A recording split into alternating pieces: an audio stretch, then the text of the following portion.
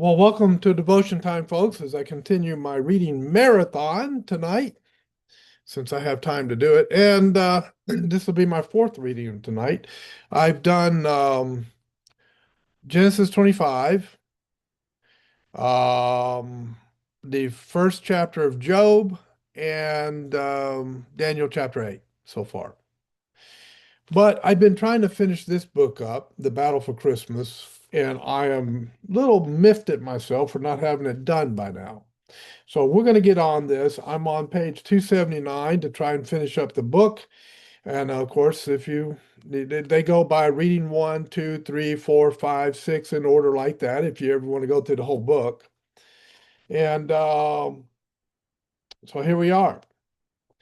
Let me begin where it says Christmas in the quarters, slaves as active agents. All right.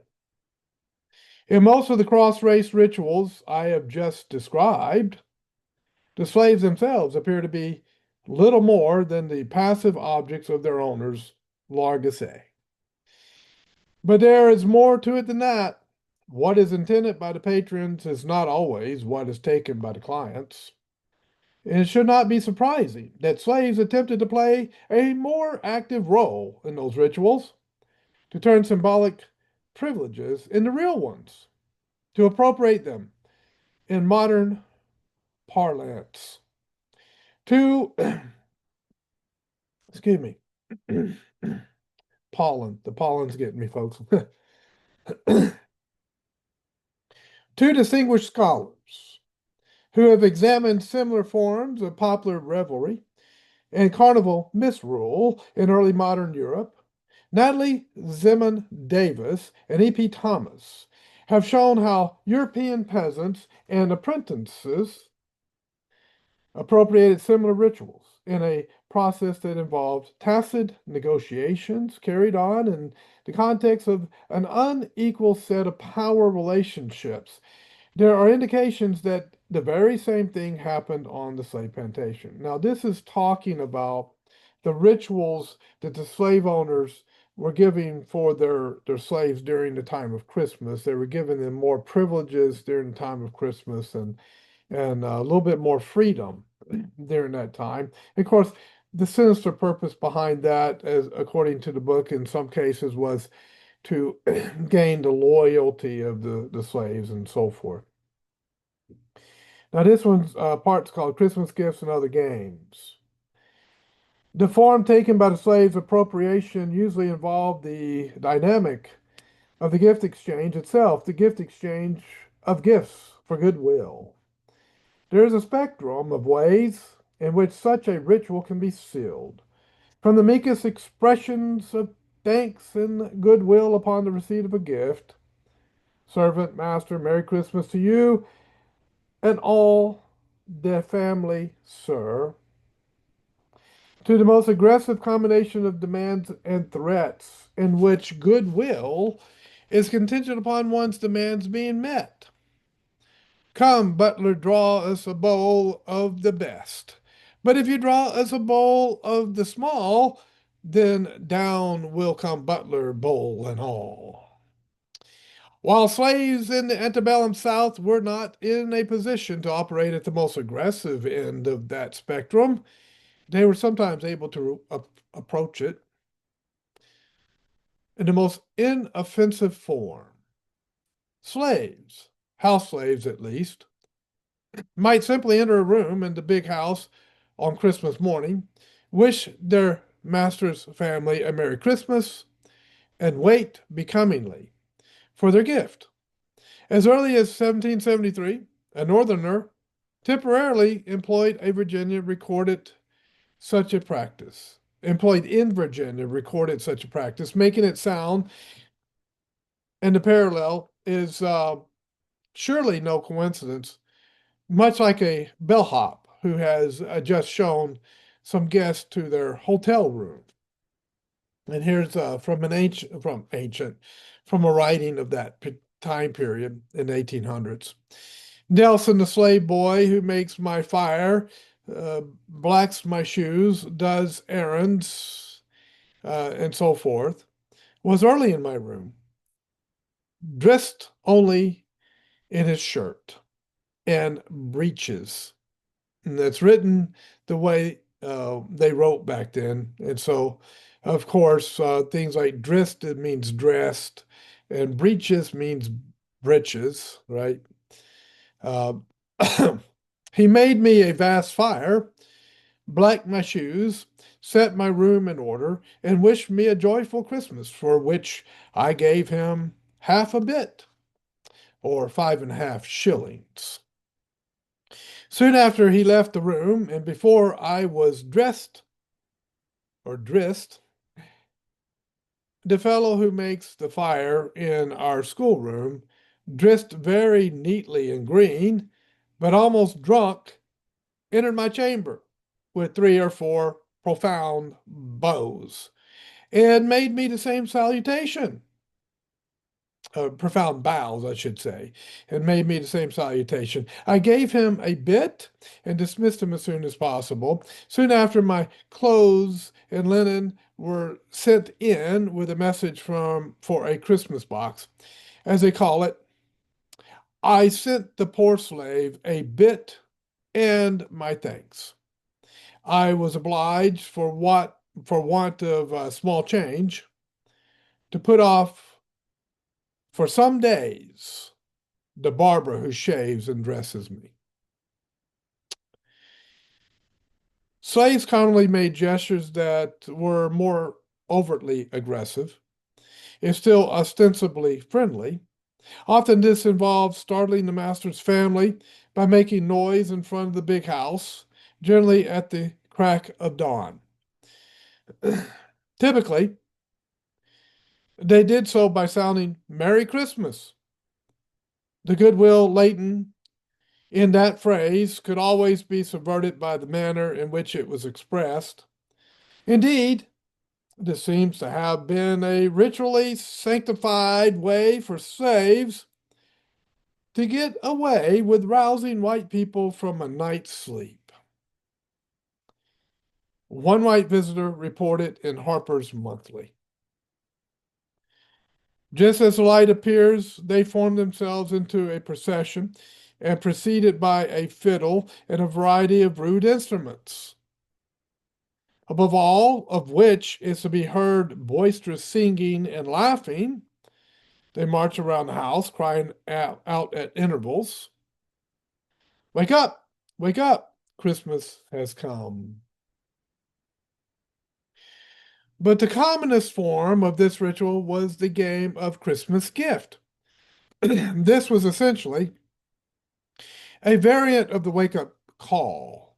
A former slave described one version of the game. The cock crowing for sunrise is scarcely over when the servants steal into the big house on tiptoe so they can catch everybody there with a shouted Christmas gift before the kitchen fire is even started or the water put on to boil for the early morning coffee.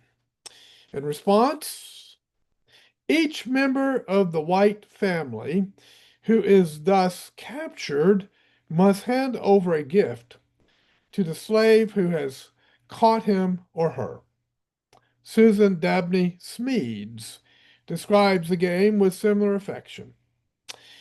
On Christmas mornings, the servants delighted in catching the owner's family, with Christmas gift, betimes in the morning. They would spring out of unexpected corners and from behind doors on the young masters and mistresses. At such times, she adds in explanation, there was an affection throwing off of the reserve and decorum of everyday life. The recollections of a one-time Georgia field hand named James Bolton suggest that the custom was not always limited to house servants. We run up to the big house early Christmas morning and hollered out, "Morning, Christmas gift!" Then they gave us plenty of Santa Claus, and we would go back to our cabins to have fun till the New Year's Day. Unlike the practice of simply waiting for gifts to be distributed on Christmas Day, the game of Christmas gift offered the slaves a symbolic moment in which they themselves actively turned the racial hierarchy upside down. An opportunity to step outside their servile roles, to shout at their owners and make a direct demand for gifts within the extraordinary limits imposed by the system of chattel slavery. This must have seemed a powerful, if brief, gesture of autonomy. What gives the ritual even more interest is its malleability. Within the Black community, for example, it became something of a game between the generations rather than the races, with children using it to beg from their elders. And the game almost moved from the Black to the white community, from the slave quarters to the big house, as white children imitated Black children, waking their own parents on Christmas morning by shouting the words, "Christmas gift!"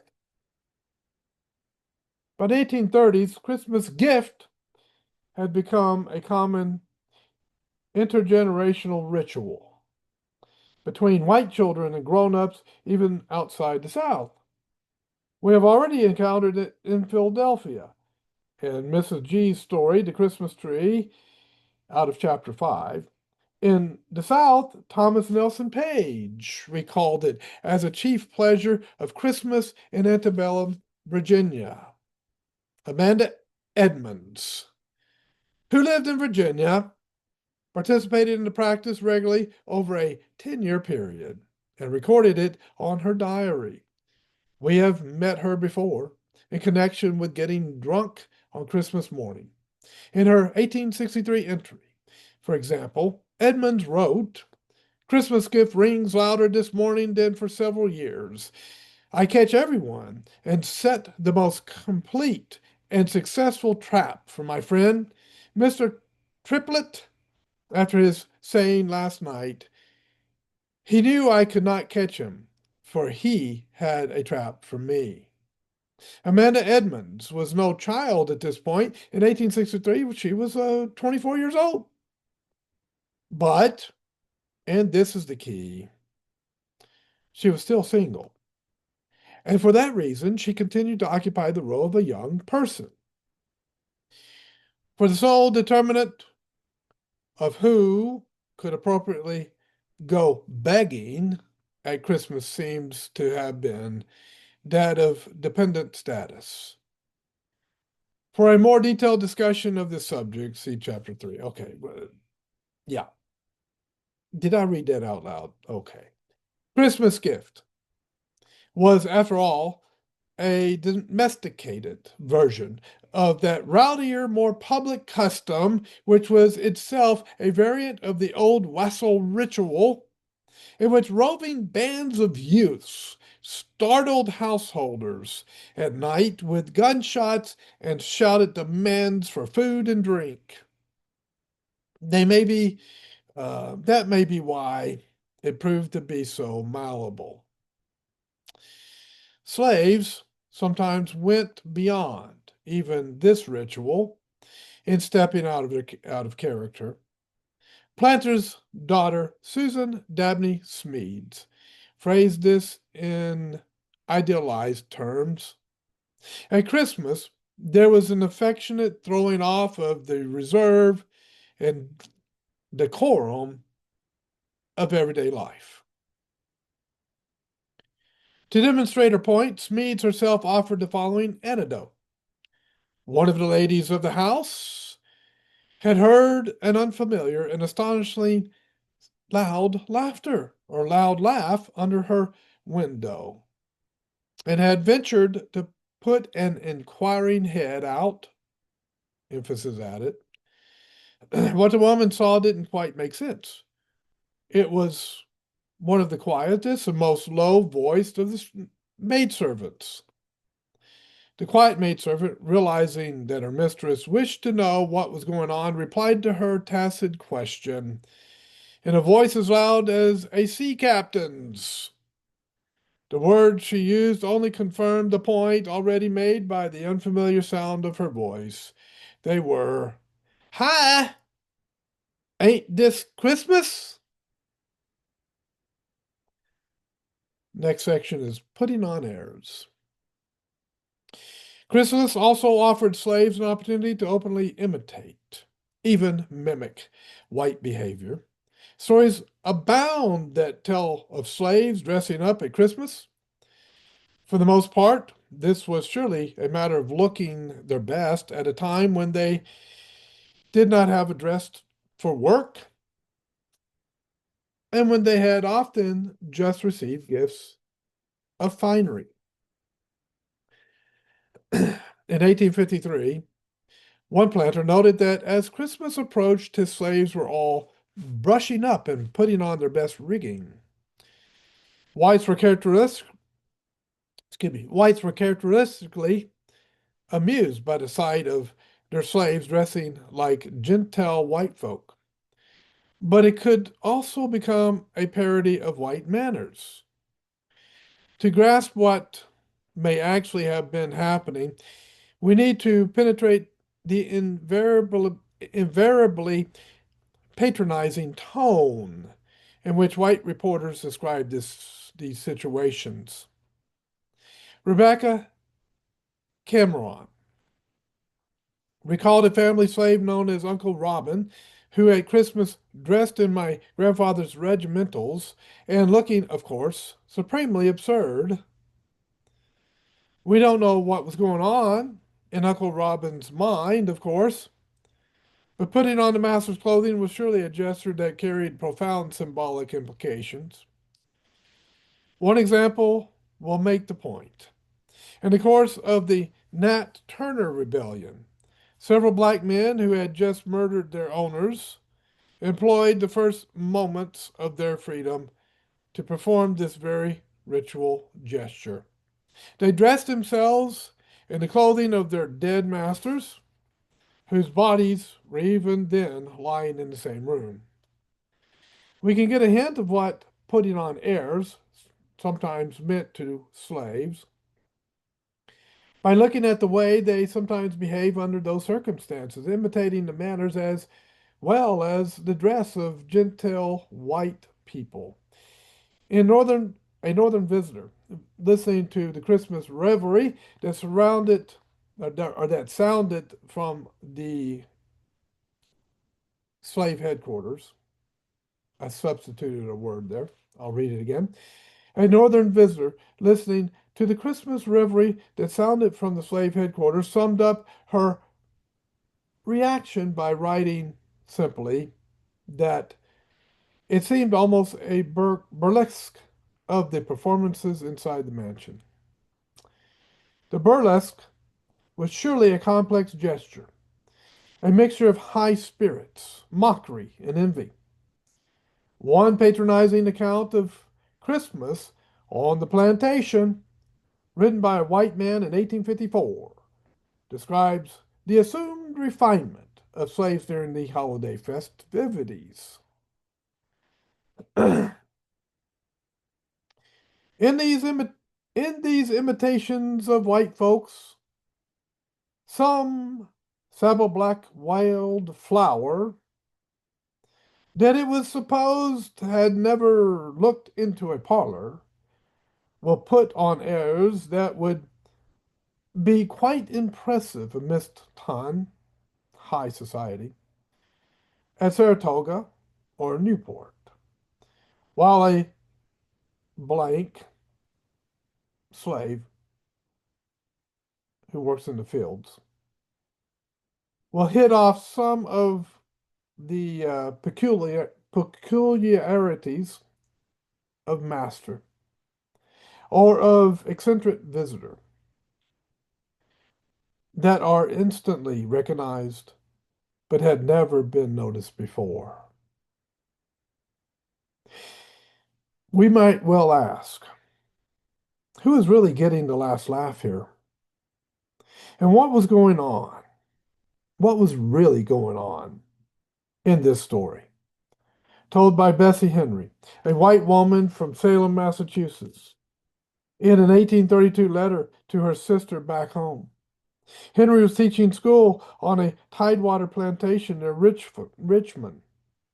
After saying the usual things about how slaves behave at Christmas, they take the kitchen for a ballroom and dance all night and sing all day. There's a picture of it.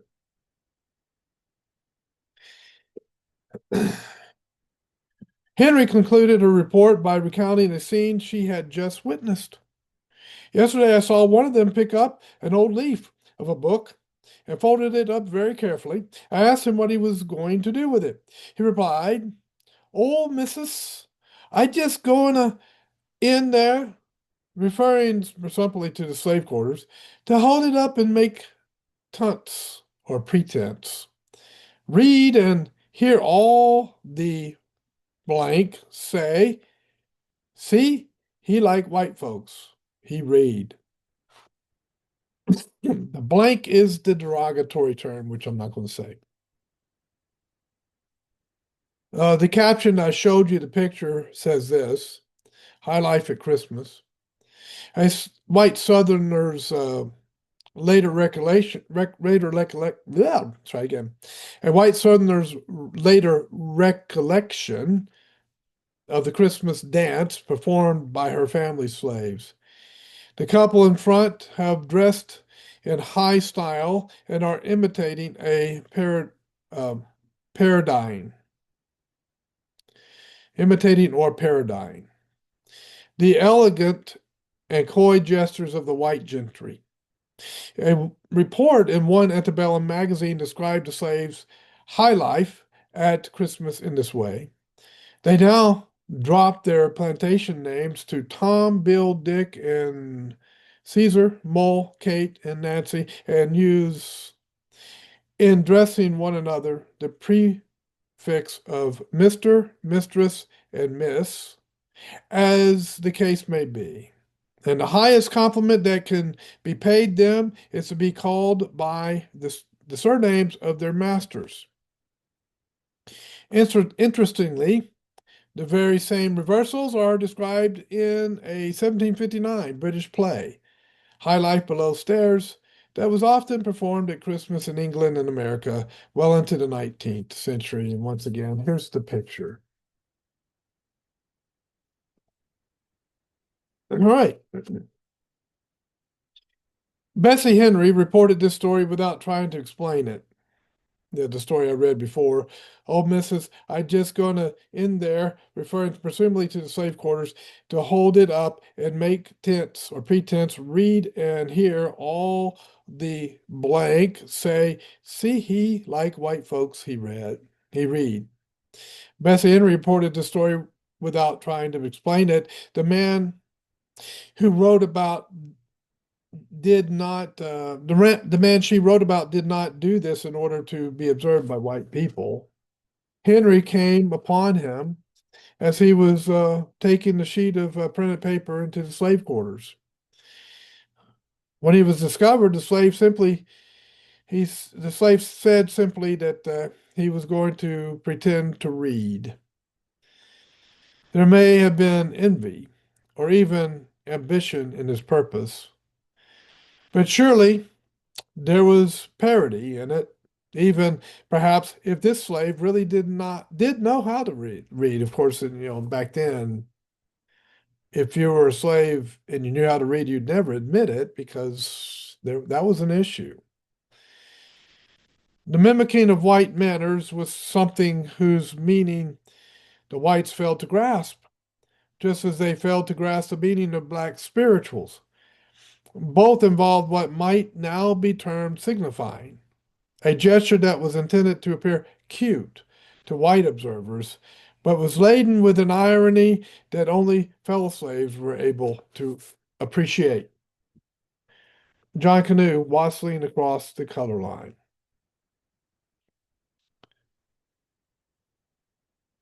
Finally, in some places, the veil of irony was dropped altogether and replaced by ritual encounters that bordered on direct confrontation. Those encounters make up the single most intriguing and aggressive Christmas ritual practiced by American slaves. Christmas is coming, wrote the editor of the Wilmington, North Carolina Daily Journal.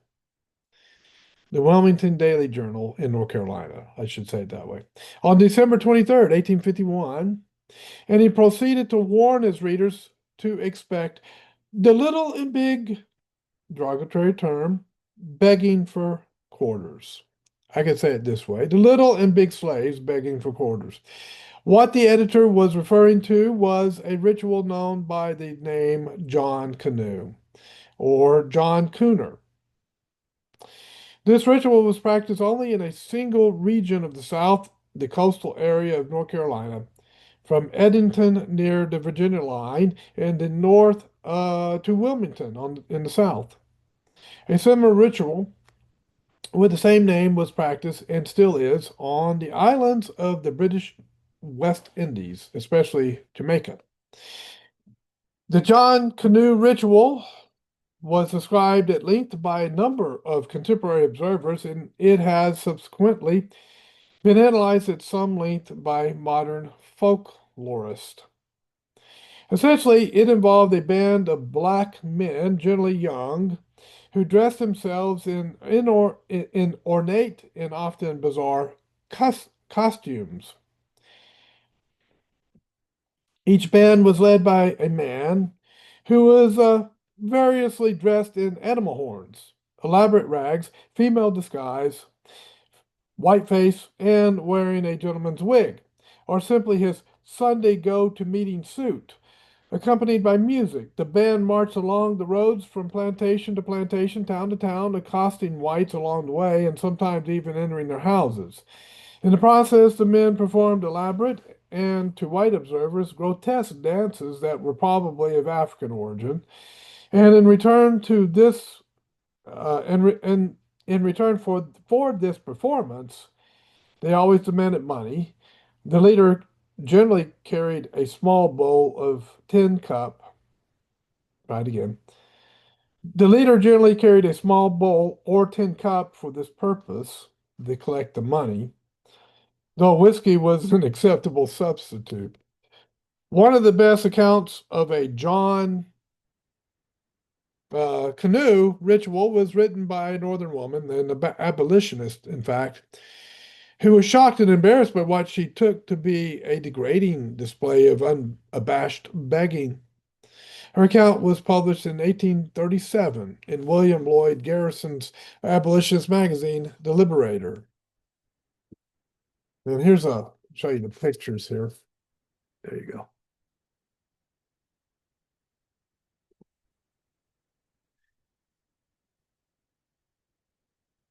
I was passing the church on this morning, December 25th, with a party of ladies in an open carry-all, when we perceived a rabble advancing. The sound of bells, clashing of tin plates, and blowing of stage horns we all heard, accompanying a loud screaming voice to these words, sung in the particular slave account.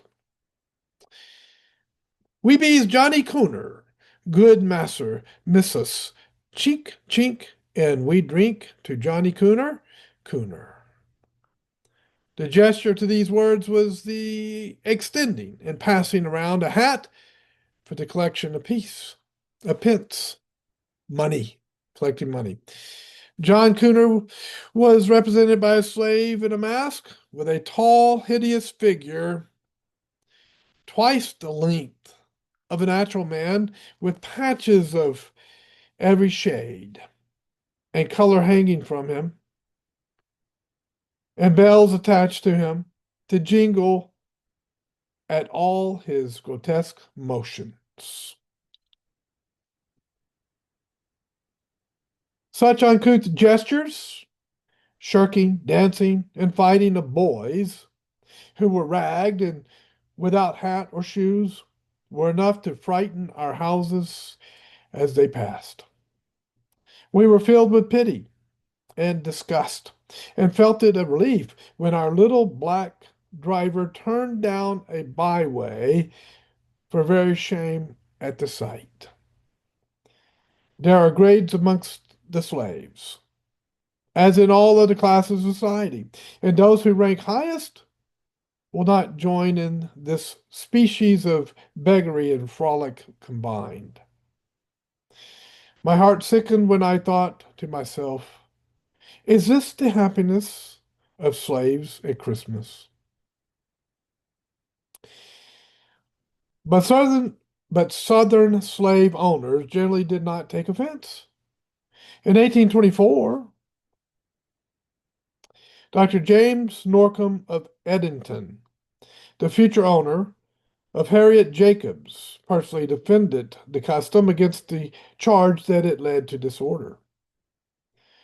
Although trifling evils sometimes result from these extraordinary indulgences, they continue to be tolerated and practiced.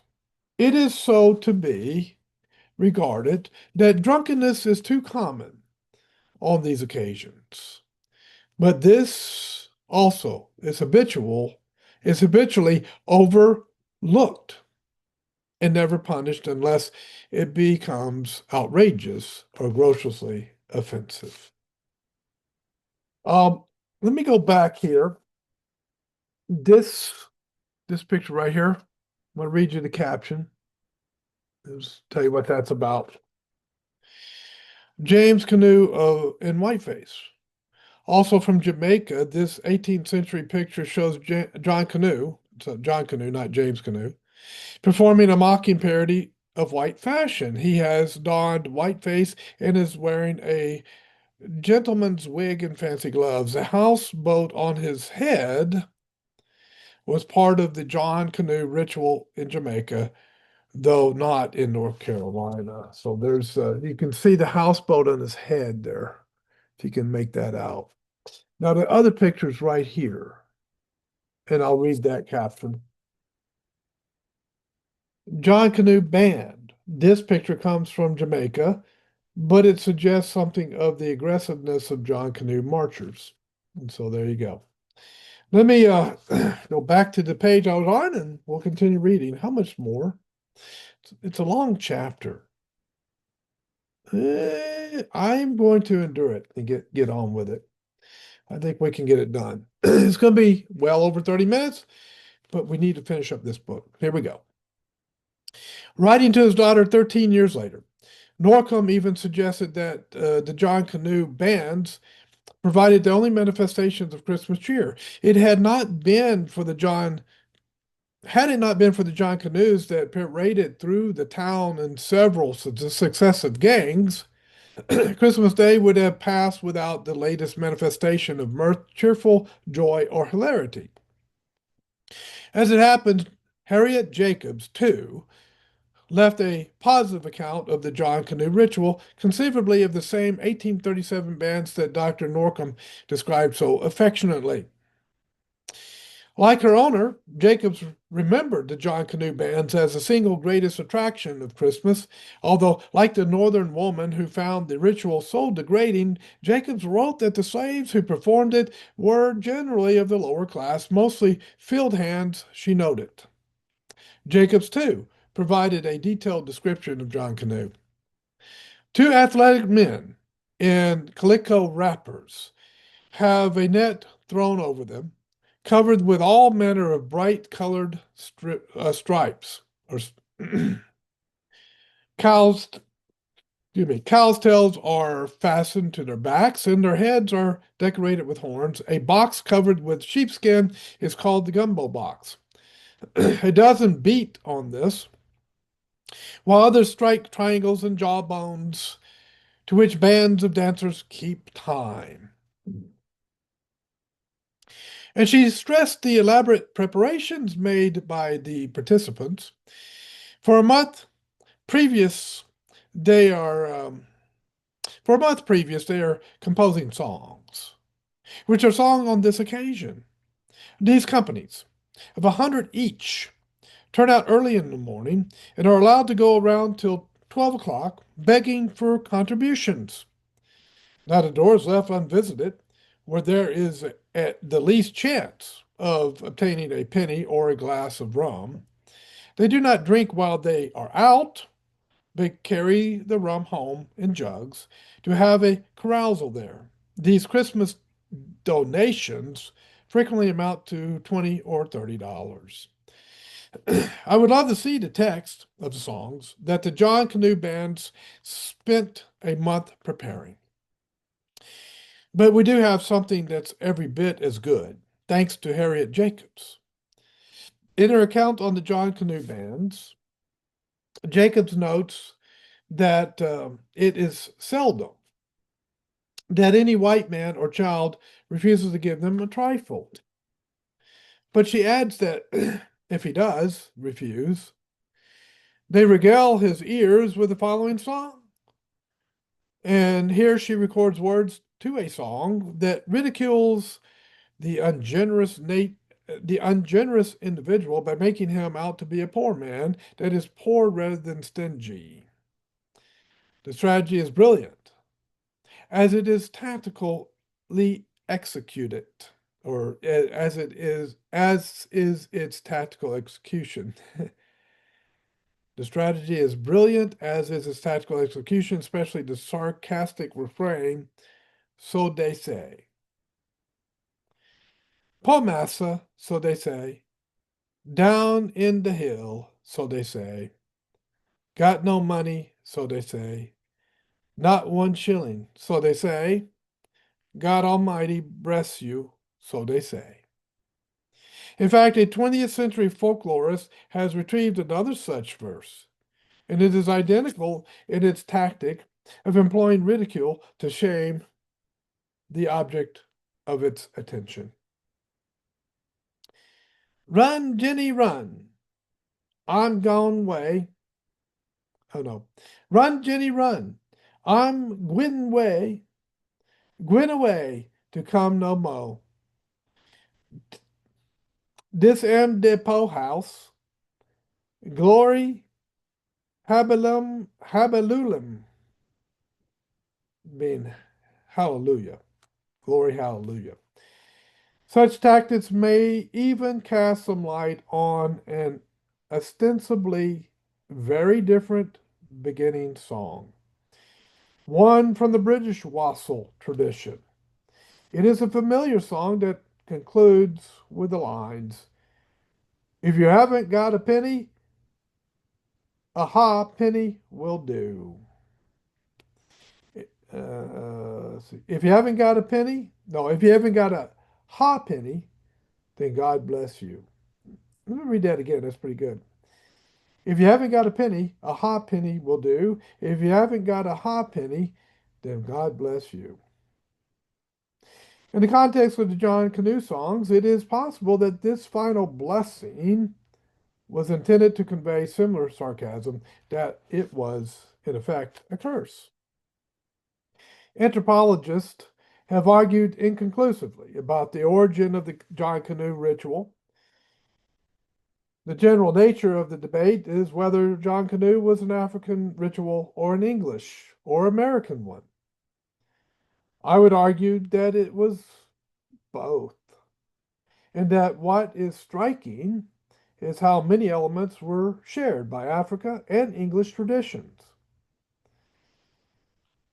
One contemporary observer casually referred to the band as murmurs. The John Canoe ritual may well have been African in origin, but it surely found its mark in antebellum America, where Christmas begging was still commonplace, and especially in the South, where the wassail tradition itself was still being practiced by those roving bands of young white males who startled prosperous householders with nocturnal gunfire and entered their houses demanding food, drink, and money. At the very least, there was a convergence of African and European traditions, and the John Canoes understood that convergence and exploited it. Its origins and exotic content of General William Tecumseh Sherman had marched irresistibly through Georgia late in 1864, finally taking Savannah in late December. Sherman telegraphed President Lincoln a famous message offering him Savannah as a Christmas present. Sherman's march had created a refuge of army slaves, tens of thousands of newly liberated people who were now impoverished and homeless, and they turned for assistance to the Northern troops. To deal with this army of refugees, General Sherman issued a January 1865, in January of 1865, a proclamation that would have important consequences. Special Field Order Number 15. This proclamation set aside for the freedman any lands in the area of his recent march that had been confiscated by the Union Army or abandoned by their white owners. These lands, to be divided into 40-acre lots, included some of the best real estate in Georgia and South Carolina. 2 months later, in March, the United States Congress established a new federal agency, the Freedmen's Bureau, designed to deal more systematically with the slaves' difficult but imminent transition to freedom. The Freedmen's Bureau adopted Sherman's policy and extended it to the entire Confederacy. In late July, the head of the Freedmen's Bureau, General Oliver O. Howard, issued to his staff Circular Number 13. A circular was a memorandum intended to circulate to all agents of an organization. The circular contained a set of procedures that would divide abandoned or confiscated southern plantations into 40-acre lots and distribute them to black families. Each of these families would receive a written certificate of possession. The policy became associated with the catchphrase 40 acres and a mule. But in the summer of 1865, with the war over, Lincoln dead, and Andrew Johnson in the White House, federal priorities in Washington underwent a significant change. President Johnson decided that the most important task facing the United States was not that of dealing with the freed slaves, but rather that of reestablishing the loyalty of white Southerners. To accomplish this, it was necessary to restore abandoned lands to their former owners. The president now instructed General Howard to reverse his policy and to withdraw Circular Number 13. The Freedmen's Bureau was ordered to persuade the former slaves to abandon their hopes for land and instead to sign labor contracts for the coming year with their former masters. Both slaves and whites knew this was a crucial issue. Each side knew that the key to the future lay not just in legal freedom from slavery, but also in the linked questions of land and labor. Whoever was able to own the one would also be able to control the other. Without working on land that belonged to them or that they could later purchase, the freedmen and their families would be at the mercy of their former owners. And both sides knew that plantation owners would never voluntarily sell their land to blacks. Without land reform, the freedmen could never control their own labor. They would be working under conditions that were almost identical to those imposed under slavery. The situation was profoundly muddled during the fall of 1865. Most agents of the Freedmen's Bureau, though not all, were then dutifully engaged in turning to extinguish the very hopes they had earlier hoped to spread. In reality, the cause of land reform was lost, but many freedmen could not bring themselves to believe that they were being betrayed by the very people who had just liberated them. At a time of mixed and confusing messages, large numbers of Southern blacks came to pin their lingering hopes on the coming Christmas season. Word passed through the African American community, often spread by Union soldiers, that when Christmas arrived, the government would provide them with land and the other necessities of economic independence. As an ex-slaveholder from Greensboro, Alabama, Alabama, wrote his daughter that the Union troops who were stationed near his plantation had assured his former slaves that our lands were to be divided among them at Christmas. And he added in frustration that they had already ceased doing any work. Almost all are living along the thoughtless of the future and pay no attention to what they will do after Christmas and when all will be turned adrift. It should not be surprising that Friedman chose to hold such high hopes for the Christmas season, since for African Americans, Christmas had long been associated with a symbolic inversion of the social hierarchy. With grand gestures of paternalist generosity by the white patrons who had always governed their lives. In 1865, those white patrons happened to be the government of the United States. To intensify black hopes still further, the 13th Amendment to the United States Constitution, abolishing slavery, was due to take effect on December 18, 1 week to the day before Christmas. By mid-November of 1865, Southern newspapers were publishing stories about these Christmas dreams. One story insisted that blacks throughout the South continued to believe that about Christmas they were to have lands portioned among them, and their imaginations have been heated with the expectation of becoming landowners and living as their old masters used to do without personal labor. Another story, titled "The Blank at Christmas Time," derogatory word, so we'll say the former slaves at Christmas time, reported that blacks throughout the South entertained expectations of being furnished about Christmas by the government with the necessities of housekeeping, waiting in a life of ease and idleness for the Jubilee. And a newspaper in Mississippi reported that wildly credulous and wildly hopeful men are awaiting the millennium of the 25th of December who expect a big division of land and plunder on that day. Without personal labor, a life of ease and idleness, awaiting the millennium, waiting for the Jubilee. For white Southerners, for white Southerners, these were also code words. What they meant was that many blacks had not returned to work for their old masters at war's end. In fact, the crops of the 1865 season had largely gone unharvested, and that they were refusing to sign degrading labor contracts with their former masters for the coming season.